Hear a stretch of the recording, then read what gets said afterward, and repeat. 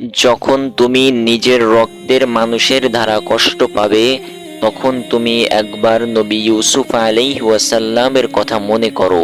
তিনি কিভাবে নিজের ভাইদের দ্বারা প্রতারিত হয়েছিল। যখন তোমার বাবা মা না বুঝেই তোমার বিরুদ্ধাচরণ করে, তখন তুমি নবী ইব্রাহিম আলাইহিস ওয়াসাল্লামের কথা ভেবো। তার বাবা তাকে আগুনে নিক্ষেপ করায় ভূমিকা রেখেছিল। যখন তুমি সমস্যা থেকে পরিত্রাণের জন্য কোনো পথ পাবে না, তখন তুমি নবী ইউনুস আলাইহিস ওয়াসাল্লামের কথা ভেবো। তিনি কতটা সময় মাছের পেটে আটকা পড়েছিল। যখন তোমার নামে কেউ মিথ্যা অপবাদ ছড়িয়ে দিবে, তখন তুমি মা আয়েশা রাদিয়াল্লাহু তাআলা আনহার কথা ভেবো। তার নামে পুরো শহর জুড়ে কুৎসা রটানো হয়েছিল। যখন তুমি অসুস্থ ব্যথার যন্ত্রণায় কাতরাতে থাকো, তখন নবী আইয়ুব আলাইহিস ওয়াসাল্লামের কথা ভেবো।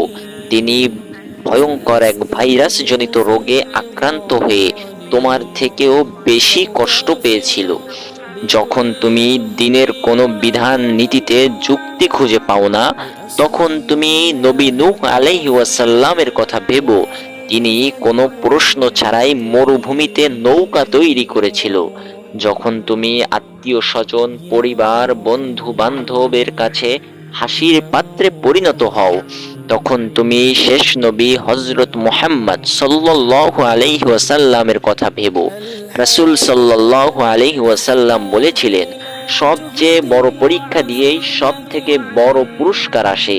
যখন আল্লাহ তাআলা কাউকে ভালোবাসেন, তখন তাকে পরীক্ষা করেন, এবং যে এই পরীক্ষাগুলো মেনে নেয় সে আল্লাহ তাআলার সন্তুষ্টি অর্জন করে, আর যে অভিযোগ করে সে তার ক্রোধেই পাত্র হয়। হে আল্লাহ, তোমার কথা মনে করার, তোমার প্রতি কৃতজ্ঞতা হওয়ার এবং তোমার ইবাদত করার তৌফিক আমাদেরকে দান করো। যেভাবে তুমি সন্তুষ্ট হও সেভাবে আমাদেরকে পরিচালিত করো। আমিন।